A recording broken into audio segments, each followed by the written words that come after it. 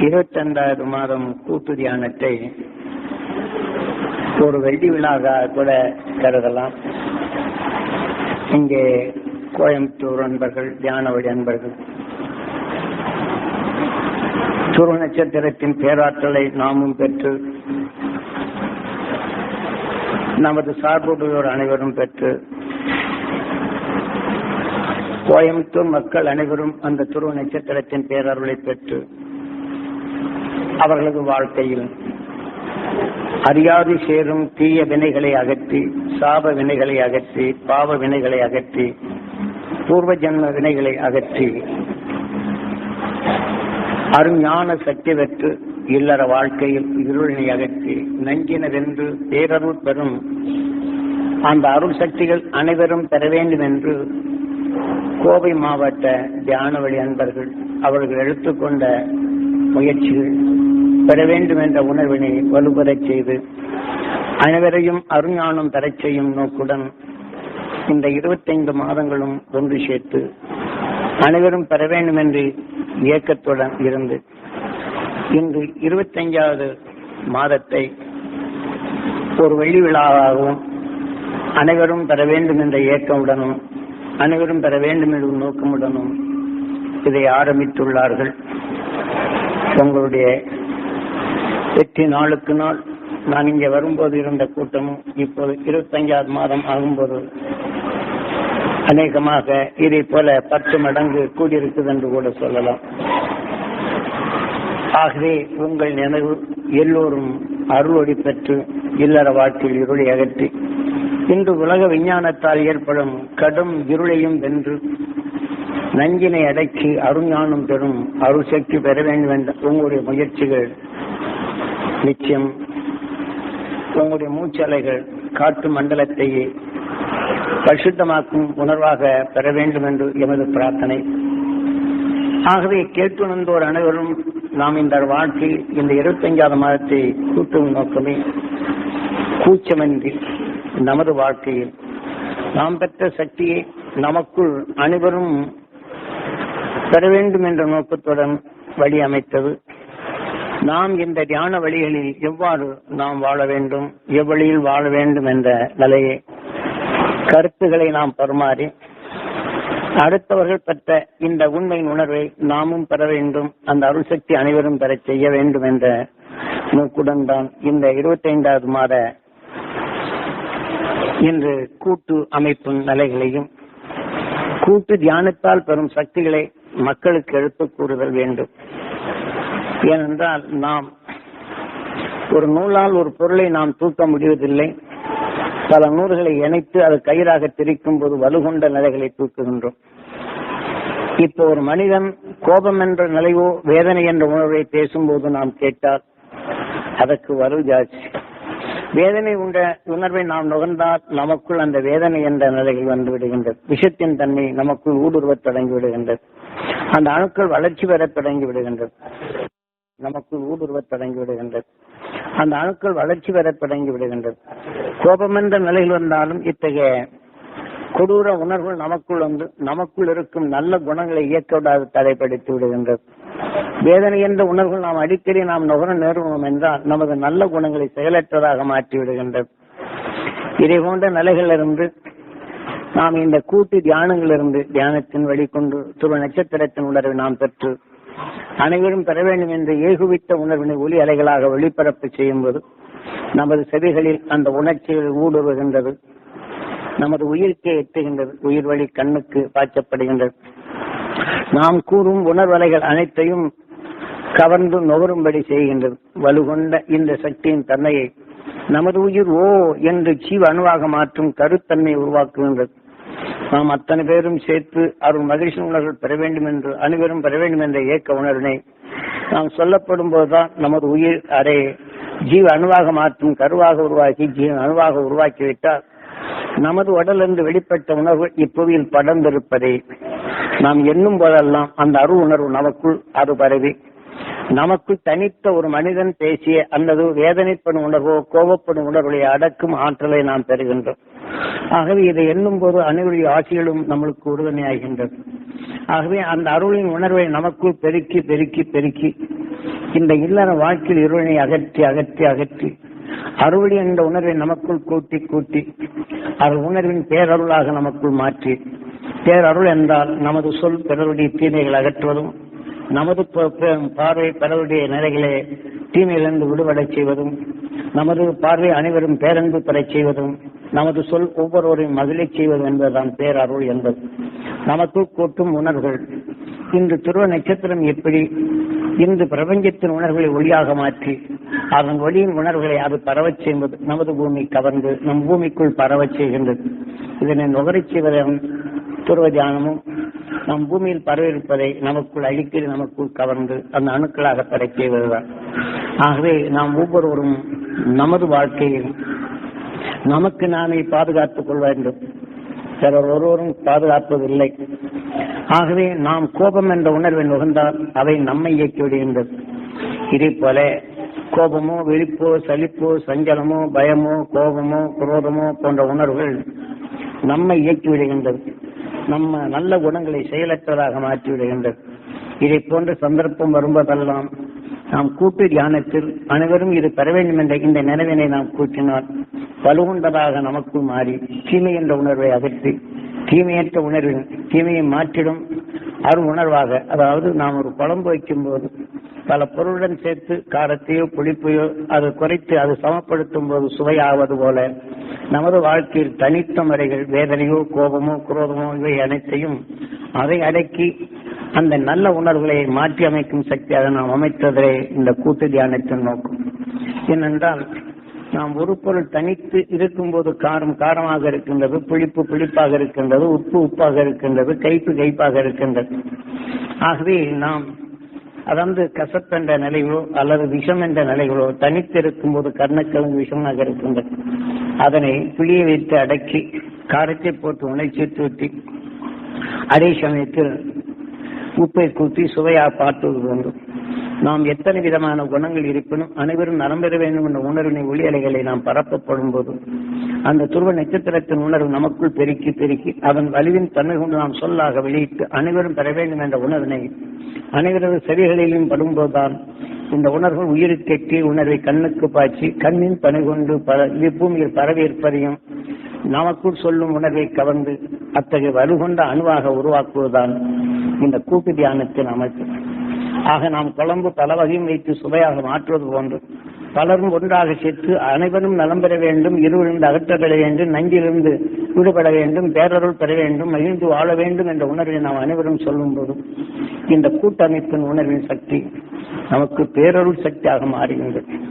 ஆகவே ஒவ்வொரு மனிதன் உடலில் விளையும் உணர்வுகள் நமக்கு ஒன்றாக இணைத்து இந்த கூட்டு தியானத்தை நாம் வளர்ப்போம் என்றால் கடும் தீமைகளும் வெல்லும் அந்த ஆற்றல் பெறுகின்றோம். ஆகவேதான் இந்த கூட்டு தியான அமைப்பை நாம் ஒழுங்குபடுத்தி இந்த பற்றுடன் வந்து இந்த பேரருளை நமக்குள் கூட்டுதல் வேண்டும். அந்த பேரருள் என்ற உணர்வை ஒரு நட்சத்திரத்திலிருந்து இத்தகைய நிலை பெற்றதால் அதன் உணர்வை நமக்குள் கவர்ந்து அனைவரும் அந்த பேரருள் அந்த இயக்க சக்தியை தீமைகள் அகற்றும் வல்லமை பெற வேண்டும் என்பதுதான் நமது நோக்கமும் நமது நிலைகள். ஆகவே ஒவ்வொரு உயிரும் ஈசனாக இருந்து ஒவ்வொரு உடலும் கோயிலாக இருந்து அந்த கோயிலுக்குள் மனிதனாக இருக்கும் நற்பண்புகளையும் நற்செயல்களையும் நல்ல உணர்வையும் தீமை அகற்றும் உணர்வாக நமக்குள் விளைந்த நஞ்சை வென்று உணர்வினை பேரொருளாக மாற்றும் இந்த மனித உடலுக்குள் இருக்கும் இந்த பேர் உணர்வின் உண்மைகளை நாம் அறிந்து நமக்குள் பகமை புகாது அருளியை புகுத்தி அருளியை பெருக்கி ஆக நமக்குள் பேரொருளாக மாற்றி நமது சொல்லும் செயலும் பிறர் கேட்போர் உணர்வுகளை மகிழை செய்வதும் பேரானந்த செய்வதும் அவர்கள் மகிழ்ந்து வாழும்போது அதை நுகர்ந்து நமக்குள் அரும்பெரும் சக்தியாக மாற்றி அமைப்பதே இக்கூட்டு தியானத்தின் நோக்கமும். கோவை அன்பர்கள் இவையெல்லாம் உணர்ந்துதான் இவையெல்லாம் நாம் பெற வேண்டும், அனைவரும் பெற வேண்டும், அருளும் அனைவரும் மகிழ வேண்டும், அகிலும் அனைவரும் மகிழ்ந்து வாழ வேண்டும், அவர்கள் பொருளிலிருந்து செயல்படும் தன்மை பெற வேண்டும், பேரானந்த நிலை பெற வேண்டும், அந்த பேரருளை பெற வேண்டும், அனைவரும் பேரருளாக வாழ்க்கை வாழ வேண்டும், அனைவரும் பேரருளை பெற்று பேரொழியான இயக்கமாக இருக்க வேண்டும் என்ற நோக்கத்துடன் ஆரம்பித்த அந்த நிலைதான் நாம் இப்போது நாம் அனைவரும் இதை பெறுகின்றோம். அவர்கள் பெற்ற உண்மையின் உணர்வுகளை நமக்குள் தெளிவாக்கி கூச்சத்தை நமக்கு தெரிஞ்சிருக்கிறோம், திருப்பி சொல்ல முடியல. ஆகவே நாம் ஒவ்வொருவரும் மற்றவருக்கு நாம் சொல்லும் உணர்வுகளை கேட்டால் அவர்கள் இருளை மாற்ற வேண்டும். இங்கு சொல்ல போகும்போது என்ன சொல்லி விட்டு உள்ளுக்கு எடுத்துட்டு போறோம். அதை தெளிவாக சொல்லுதல் வேண்டும். இனிமை கலந்ததாக வர வேண்டும். இது ஒரு பழக்கத்திற்கு வர வேண்டும். ஓம் என்று சொன்னால் அந்த உணர்வின் வலிமை பெறுவதாக இருக்கும். கூச்சத்தின் சுவாபமாவோ அந்த சொல்லின் உணர்வை நாதத்தை சுருக்கினால் இந்த உணர்வுக்கு ஒப்பதான் அது இயக்கத்தையும். அதனால ஓம் என்று சொல்லப்படும் போது அச்சமின்றி அந்த உணர்வை நாம் எப்படி கூட்டாக சொல்லும் போது ஓம் என்ற அந்த நாதம் ஓர் இனிமையாக வருகின்றதோ அதே போல நாம் எடுத்தவுடனே அந்த ஓம் என்ற நாதத்தை நாம் இனிமையாக்குதல் வேண்டும். கேட்பு உணர்வு இனிமைப்படும் நிலையாக வர வேண்டும். ஒரு இசையை வாசித்தால் அதுல 5-6 இசைகள் சேர்ந்துதான் வருகின்றது. இசை ஒன்றாக இணைந்து வாழ்ந்தால் அதன் உணர்வு நமக்கு மகிழ்ச்சி ஏற்படுகின்றது. இப்போ நாம் எல்லோரும் சேர்ந்து பாடலாகும் போது ஆக எவ்வளவு இனிமையாக இருக்கின்றது. ஆக தனியாக அதை வாசிக்கும் போது அதே போல நாம் இனிமை கலந்ததாக நமது சொல் அது அமைதல் வேண்டும். நமது ஒளி அலைகளை பெற மகிழ்ச்சியதாக இருக்க வேண்டும். நமது ஒளி அலைகள் அதை பெறக்கூடிய தகுதி ஏற்படுவதாக இருக்கணும். வந்தவுடனே பேச சொன்னாலே முதல் ஓம் என்ற உணர்வின் அதை சீராக அமைத்து பாடும். அடுத்து உங்களுடைய சொல் தாராளமாக வரும். கூச்சமின்றி வரும். மன வலுவுடன் வரும். அந்த வலிமை பெறும். வலிமையான ஆற்றல் நீங்க பெறும். வலிமையான ஆற்றலை பெறக்கூடிய தகுதி அனைவரும் ஏற்படுத்த செய்யலாம். நாம் எல்லாம் ஒரே குரலாக இருக்க வேண்டும்.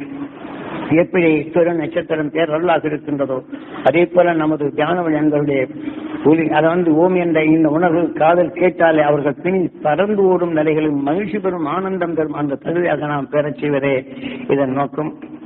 அடுத்து நாம் எப்படி எல்லாம் நாம் வழியமைத்து நடத்த வேண்டும் என்ற நிலையில் உங்க அனுபவத்தை சொல்வது வேண்டும். இப்ப நான் இந்த நிலையில் என் வாழ்க்கையில் என் குடும்பத்தில் இப்படி வழி நடத்தினேன். என் குடும்பத்தில் ஒன்று சேர்த்து வாழ முடிந்தது. எனது தொழில் நிமிடத்தில் தொழில்கள் நான் நடத்தி வரப்போகும்போது தொழில் வந்த குறைகளை இப்படியெல்லாம் நான் நிவர்த்தி பண்ணேன். அங்கு ஒரு கணிக்கு உணர்வை எனக்குள் வளர்க்க முடிந்தது. அப்படிங்கிற நிலையை தான் கண்ட அனுபவத்தையும் தீர்ந்திருந்து விடுபட்ட உணர்வுகளையும் நாம் இதை நுகர்ந்து அதை செய்தல் வேண்டும்.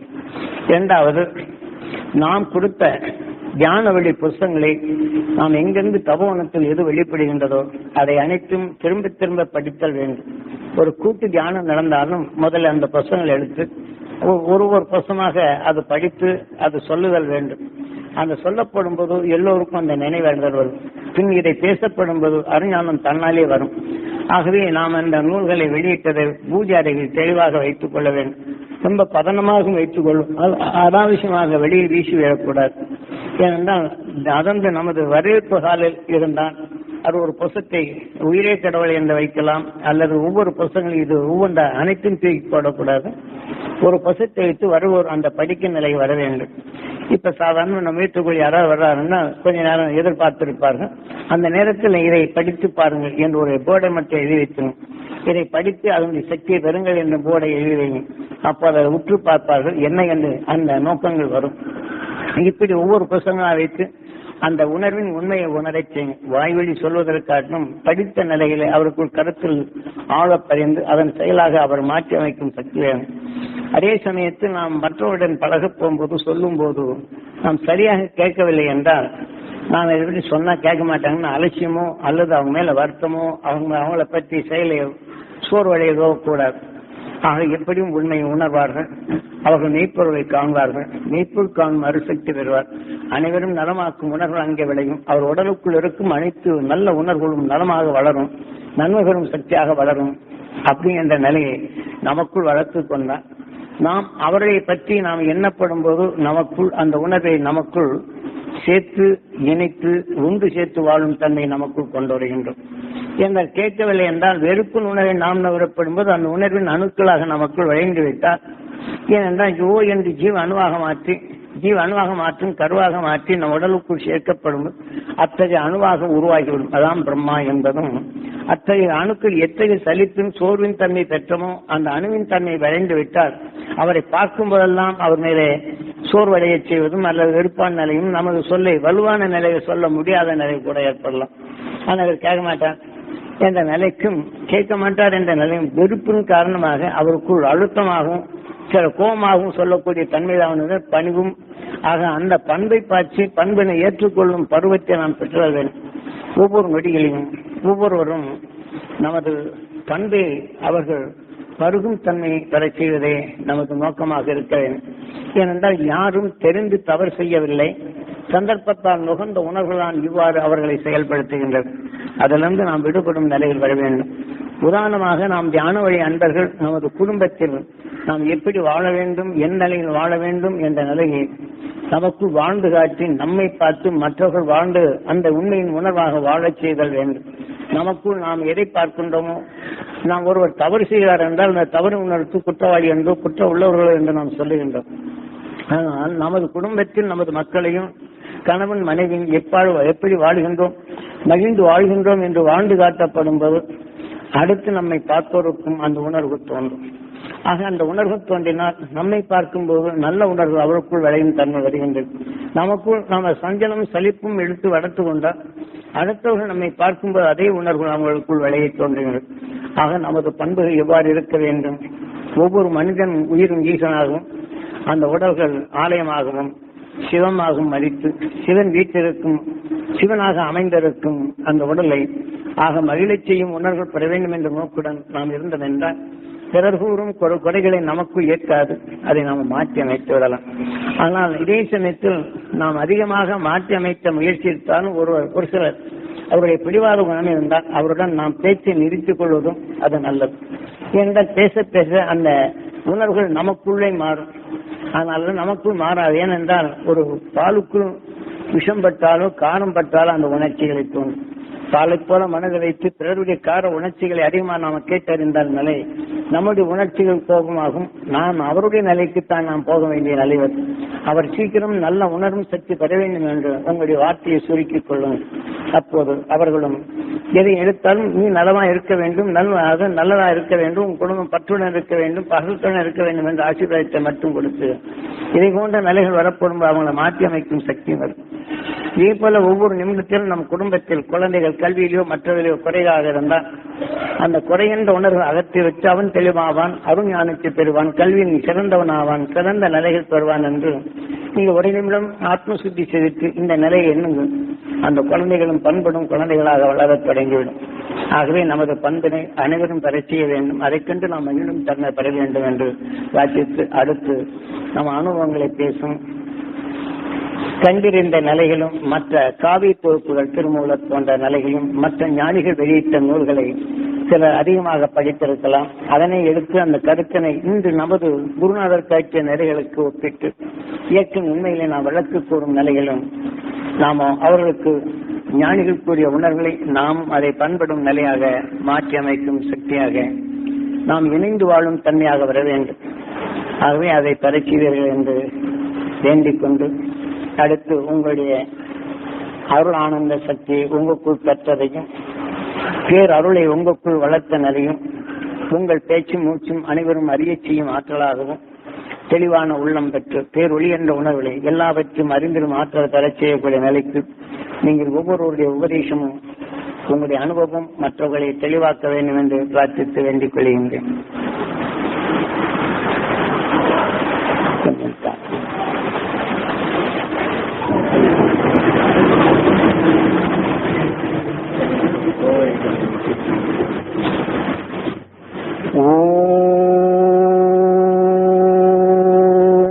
ஈஸ்வரா குருதேவா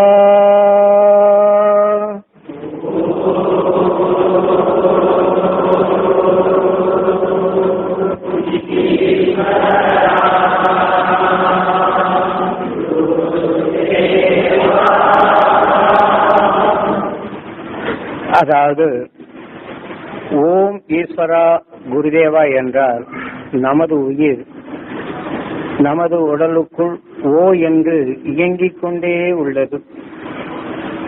நாம் எதை பார்க்கின்றோமோ, எதை கேட்கின்றோமோ, எதை நுகர்கின்றோமோ இவை அனைத்தையும் நாம் சுவாசிக்கும் போது நமது உயிர் எப்படி ஓ என்று இயங்குகின்றதோ அதே போல நாம் நுகர்ந்த உணர்வை ஓ என்று ஜீவ அணுவாக மாற்றும் கருவாக உருவாக்கி கொண்டுள்ளது. அவ்வாறு உருவாக்கும் அந்த உயிரைத்தான் ஈசன் என்று காரணப்பேர் வைக்கின்றார்கள் ஞானியர்கள். அதே சமயம் நம் உடலுக்குள் இருக்கும் உடலும் சரி, உடலுக்குள் இருக்கும் பற்பல குணங்களுக்கும் நமது உயிரே குருவாக இருக்கின்றது. என்பதனை தான் நமது குரு காட்டிய அறுவடையில் நமது உயிரை ஓம் ஈஸ்வரா குருதேவா என்று நாம் இப்போது அந்த வேண்டிக் கொள்வதும் வேங்கிக் கொள்வதும் இதைதான். நாம் கேட்கும் பார்க்கும் இந்த உணர்வுகளை நாம் சுவாசிக்கும் போது, உதாரணமாக ஒருவர் கோபமாக பேசுகிறார், நாம் வேடிக்கையாக பார்க்கின்றோம் என்று வைத்துக் கொண்டாலும் அந்த கோபமான அந்த உணர்வு நாம் நுகர்ந்து அறியப்படும் போது கோபப்படுகிறார் என்ற உண்மையை நாம் அறிகின்றோம். அந்த கோபமான உணர்வோ ஓ என்று ஜீவ அணுவாக மாற்றும் கருவாக உருவாக்கி விடுகின்றது நமது உயிர். அவ்வாறு உருவாக்கும் அதைத்தான் நம் உயிர் இருக்கும் இடம் ஈஸ்வர லோகம் என்றும், அதே சமயம் அது கருவாக்கப்படும் போது இந்திர லோகம் என்றும் காரணப்பேர் வைத்து அழைக்கின்றனர் நமது ஞானியர்கள். இந்திர லோகம் என்றால் கருவாகி கூடுவதைத்தான் இந்திர லோகம் என்று காரணப்பேர் வைக்கின்றார்கள். அது குறித்த காலம் வரும்போது நாம் அந்த கோபமான அந்த கரு அணுவாக மாறுகின்றது. அவ்வாறு அணுவாக மாறினால் நமது உயிர் இயக்கத்தை ஈசன் என்றும், இயக்கத்தால் ஏற்படும் வெப்பம் விஷ்ணு என்றும், இயக்கத்தால் ஈர்க்கும் காந்தத்தை லட்சுமி என்றும் காரணப்பேர் வைத்திருக்கின்றார்கள். அதே போல நாம் நுகர்ந்த அந்த கோபமான உணர்வின் அணுவும் அதனுடைய இயக்கம் ஈசன் என்றும், அதனால் ஏற்படும் வெப்பம் விஷ்ணு என்றும், ஈர்க்கும் காந்தம் லட்சுமி என்றும் காரணப்பேர் வைக்கின்றார். நாம் கோபமாக அது நுகர்ந்தறிந்த உணர்வு ஜீவ அணுவாக மாற்றும் போது அதற்கு பேர் பிரம்மம் என்றும், பிரம்மாவின் மனைவி சரஸ்வதி என்றும் காரணப்பேர் வைக்கின்றார். ஆகவே உருப்பற்ற இயக்குணமோ அதன் இயக்கமாக அது இயங்கும் என்று காரணப்பேர் வைத்து அழைக்கின்றார்கள். அவ்வாறு உருவான அணுவை அதன் மலம் நம் உடலாகப்படும் போது சிவமாகின்றது. இப்போது நாம் ஒரு வித்தினை ஊன்றினால் அதன் இனத்தை பெருக்குவது போன்று ஒரு கோபமான உணர்வை நாம் நுகரப்படும் போது அந்த உணவை உணவாக உட்கொள்ளும் அணுவாக பெறுவதோடு மட்டும் இல்லாதபடி அந்த உணர்ச்சி தூண்டி அதன் வழியில் நம்மை இயக்கச் செய்து அது தனது உணர்வை அது உணவாக எடுத்து தன் இனத்தை பெருக்கிக் கொண்டே உள்ளது. அவ்வாறு கோபமான உணர்வுகளை வேடிக்கையாக பார்த்தால் அது நமது உடலில் இரத்த கொதிப்பாக மாற்றும் நிலை ஏற்பட்டு விடுகின்றது. ஆக நாம் அந்த கோப உணர்ச்சிகளின் அணுக்கள் பெருக பெருக அதற்கு உணவு தேவை என்றால் அந்த கோபமான உணர்வுகளை நாம் நுகர்ந்து நுகர்ந்து நுகர்ந்து அதன் உணர்வை நாம் பெறும்போது நம் உடலுக்குள் இருக்கும் அந்த அணுக்கள் பெருகிக் கொண்டே வருவதோடு மட்டும் அல்லாதபடி நம்மை கோபக்காரனாக மாற்றிவிடுகின்றது. சிந்திக்கும் செயலும் இழக்கப்படுகின்றது. நமது செயலும் உணர்ச்சி வசப்பட்டு செய்வதும் சிந்தனையற்ற செயல்களும் வருவதும் மற்றோர் சொல்வதை கேட்க முடியாத நிலைகளை தடைப்படுத்தி நமது உடலில் கடும் கொதிப்பினை உண்டாக்கி நமக்குள் கைகால் அங்கங்களை முடக்கும் நிலை வந்து விடுகின்றது. இதனை எல்லாம் நாம் புரிந்து கொள்வதற்குத்தான் சிவனாலயத்தில் நந்தீஸ்வரன் சிவனுக்கு கணக்கு பிள்ளை என்று சொல்லுகின்றார். நாம் நுகரும் உணர்வுகள் அனைத்தும் நம் உடலாகும் போது சிவமாகின்றது. அதிலே கோபமான உணர்வுகளை நாம் நுகர்ந்தோம் என்றால் அதை நாம் நுகர்ந்த உணர்வு நந்தீஸ்வரன் என்று நாம் சுவாசித்த உணர்வு நம் உயிரை போன்ற அந்த அணு உருவாக்கி அந்த கோபமான உணர்ச்சிகளை உணவாக உட்கொண்டு அதன் கணக்கு எந்த அளவு எடுத்தோமோ அதற்கு ஒப்ப நமக்குள் இரத்த கொதிப்பாக வந்து நம் கைகால் அங்கங்களை முடக்கி விடுகிறது என்பதை உணர்த்துகின்றனர். இதே போலதான் வேதனைப்படுவோரை வேடிக்கையாக பார்த்தாலும் அதை தொடைக்க தவறினார் அந்த வேதனை என்ற உணர்வு நமக்குள் நுகர்ந்து நுகர்ந்து அது வாத நோயாக மாறிவிடுகின்றது. அதன் கணக்கின் பிரகாரம். இதை போன்ற நிலைகளை நாம் நிவர்த்தி செய்வதற்குத்தான் மனிதனின் வாழ்க்கையின் உயிர் ஒளியானது உணர்வுகள் அனைத்தையும் ஒளியாக மாற்றினான் அகசியன் பல லட்சம் ஆண்டுகளுக்கு முன். அவன் காட்டு விலங்குடன் விலங்குகளாக வாழ்ந்தாலும் அவருடைய குடும்பங்கள் அந்த அகசியன் தாயார் மிருகங்களிலிருந்து தப்பித்துக் கொள்ள விஷமுருவி பச்சளைகளை தன் அருகிலே பரப்பி வைத்துக் கொண்டு தன் உடலிலும் பூசிக்கொள்வது வழக்கம். அவ்வாறு பூசிக்கொண்ட அந்த உணர்வுகள் மிருகங்கள் தன் இறைக்காக நுகர்ந்தறிந்து வரும்போது இந்த விஷத்தை மறிக்கும் பச்சளைகளை நுகர்ந்த பின் அது விஷத்தின் தன்மை ஒழுங்குவது. ஆனால் அந்த பக்கம் செல்வதில்லை. ஆனால் அந்த தாய் நுகர்ந்த உணர்வோ கர்ப்பகாலங்களில் தாய் கருவிலே இருக்கும் போதே தாய் நுகர்ந்த உணர்வுகள் அனைத்தும் கருவில் இருக்கும் சிசுக்கு விஷத்தை முறிக்கும் ஆற்றல் மிக்க சக்தி அது பெறுகின்றது. அவ்வாறு 10 மாதம் விஷத்தை முறிக்கும் அருசக்தி பெற்ற அந்த குழந்தை பிறந்த பின் அதன் அருகிலே விஷப்பாம்புகளோ ஜந்துகளோ மிருகங்களோ வருவதில்லை. என்றால் விஷத்தின் இயக்கமாக இயக்கும் மற்ற மிருகங்கள் அது விஷம் ஒடுங்கிய பின் சாந்தம் அடைந்து விடுகின்றது. இவன் பக்கம் வருவதில்லை. இப்படி அவன் மல்லாந்து படுத்திருக்கும் போது வான்வீதியிலே மின்னல்கள் தாக்கப்படும் போது அந்த மின்னலின் இயக்கத்தில் இருக்கும் விஷத்தை ஒடுக்கி அந்த உணர்வின் தன்மை அந்த குழந்தை நுகர நேருகின்றது. அவ்வாறு நுகர்ந்த உணர்வுகள் தான் அந்த குழந்தையின் உடல்களில் அணுக்கள் விஷத்தை ஒடுக்கும் அணுக்கள் விளைந்து விளைந்து விளைந்து வான்வீதியில் வளரும் அந்த மின்னல்களை தனக்குள் உயிரை போன்ற அந்த அணுக்களாக வளரும் சந்தர்ப்பம் கிடைக்கின்றது. அவ்வாறு வளர்ந்து வந்த அந்த சந்தர்ப்பத்தில் தான் அவன் வளர்ச்சியடைய இந்த தாவர இனங்களின் இயக்கங்களை கண்டுணர்ந்து அது எவ்வாறு அது செயல்படுகிறது என்ற உண்மையை உணர்ந்தான் அகசியன் வளர்ச்சி அடையும் அந்த பருவத்தில். ஏனென்றால் அவனுக்கு அகசியன் என்று பெயர் வைத்ததே அணுவின் இயக்கத்தை கண்டுணர்ந்ததனால் அகசியன் என்று பெயர் வைக்கின்றார். அவ்வாறு கண்டுணர்ந்த உணர்வின் தன்மையை தான் நாளடைவில் உண்மையின் உணர்வின் இயக்கங்களை அறிந்தவன் மற்ற உயிரினங்களை கொண்டு புசித்தார். அதன் மனமும் அதன் உணர்ச்சி நமக்குள் வந்தால் நாம் எந்த மிருகங்களை கொண்டு புசித்தோமோ அதன் உணர்வு நமக்குள் வந்து மீண்டும் அதன் ஈர்ப்புக்குள் சென்று நாம் மனிதனின் உடலை மாற்றிவிடும் என்ற நிலையை உணர்ந்தான். பின் அதிலிருந்து தான் தப்பிக்க பல தாவர இனங்களை உணவாக உட்கொள்ளும் பழக்க வழக்கங்களை கொண்டு வந்தான்.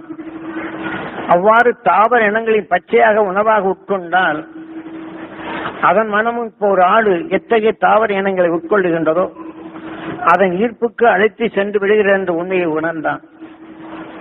ஆகவே இதை மாற்றுவதற்காக இன்று விஞ்ஞானிகள் பல பல வித்துகளை நெல் பயிர் போன்ற வித்துகளை உருவாக்குகின்றனர்.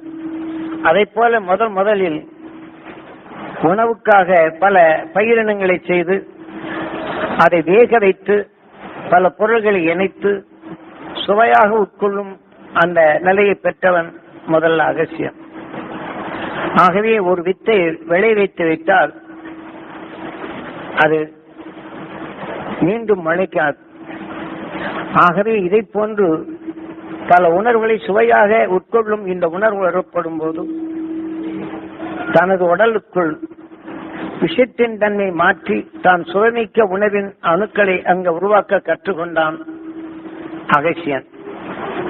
அவ்வாறு கற்றுக்கொண்ட உணர்வின் தன்மை கொண்டுதான் துருவத்தை நமது பூமி இந்த பிரபஞ்சத்தில் உருவாக்கும் சூரியனால் கவரப்படும் மற்ற கோள்களும் மற்ற எதிர்கள் உமிழ்த்தும் உணர்வினை நமது பூமி துருவத்தின் வழி கவரப்படும் போது அதை நாம் பூமிக்குள் பரவச் செய்து தாவர இனங்களுக்கு எப்படி இரையாகின்றது, நட்சத்திரங்கள் ஒன்றோடு ஒன்று மோதும் போது அது மின்னல்களாக மாறி பல உணர்வுகளை மாற்றம் அடைவதை அவனால் உணர முடிகின்றது, நுகர முடிகின்றது.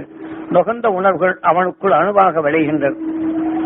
அவ்வாறு விளைந்த அந்த உணர்வின் தன்மைதான் அவனுக்குள் அந்த உணவாக உட்கொள்ளும் அணுக்களின் பெருக்கம் அதிகமாகின்றது. இப்போது நாம் கோபிப்போனை நுகரப்படும் எப்படி கோப உணர்ச்சியை தூண்டும் அணுவாக உருவாக்குகின்றதோ இதை போல விஷத்தை மெரிக்கும் ஆற்றல் இருப்பதனால் மின்னலில் வரும் விஷத்தன்மை ஒடுக்கி அந்த உணர்வினை ஒளியாக மாற்றும் அணுத்தன்மையை அவனால் சந்தர்ப்பத்தால் அது வளரும் பருவம் பெறுகின்றது.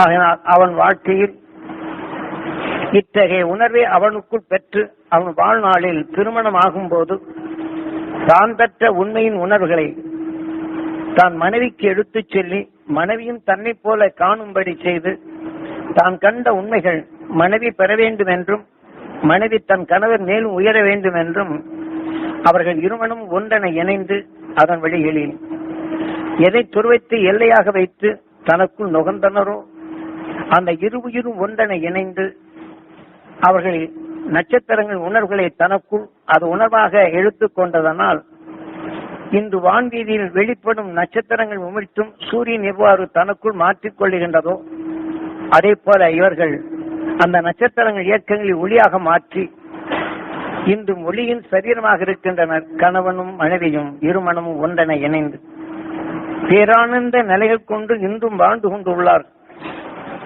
ஆகவே அதனை நாம் பின்பற்றி கவர்ந்து நமக்குள் உருவாக்கினார். நாமும் இந்த இல்லற வாழ்க்கையில் இருளை அகற்றிடும் அருசக்தி பெற்று நஞ்சினர் என்று பேரருள் பெறும் நிலையை, எல்லா பேரருள் என்றால் எதனையும் இயக்கக்கூடிய சக்தி நாம் பெற முடியும் என்றதான் பேரருள் என்பது. ஆகவே இதனையும் இயக்கும் தனக்குள் தான் இயக்க சக்தி பெற்றுவிட்டால் பேர் ஒளி என்ற நிலைகள் ஆகின்றது. அதான் இன்று துருவ நட்சத்திரம் பேர் ஒளியாக இருப்பதை நாம் அனைவரும் பெற வேண்டும் என்பதற்காக தான் அந்த அகஸ்டினால் கண்டுணர்ந்த உணர்வுகள் இந்த உயிர் இந்த பூமிக்கு வந்த பின் ஆதி மூலம் என்று அதற்கு காரண பேர் வைத்து அதன் வளர்ச்சியில் நுகர்ந்த உணர்வுண்டு உணர்வுக்கொப்ப புழுவாகவும் பூச்சியாகவும் மாற்றமாக்கி அதன் வளர்ச்சி பெற்றதை நாம் உணர்வதற்காக இந்த உயிர் ஒரு செடியின் சற்றை நுகர்ந்து ஒரு உடல் ஆனால் சிவம் என்றும் அந்த செடியின் அந்த உணர்வின் இயக்கத்தை வினை என்றும் காரண பேர் வைத்து அழைக்கத் தொடங்கினர். யார் முதலில்? இதே அகசியன்தான். அவ்வாறு அது உருவான பின் உயிர் ஈசன் என்றும் உடல் சிவம் என்றும் உடலில் இருப்பது வினை என்றும் எந்த செடியின் சத்தை அது நுகர்ந்ததோ அதே நுகர்ந்து மூசிய வாகனா அந்த சத்தின் நுகரப்படும் போது அந்த உணர்வுகள் அதை இயக்கி செடி இருக்கும் பக்கம் இந்த உடலை அழைத்து செல்லுகின்றது. அதனால்தான் மூசிக வாகனா என்று காரணப்பேர் வைத்து அழைத்தனர் ஞானி. அந்த ஞானியார் அகஸ்தியனை.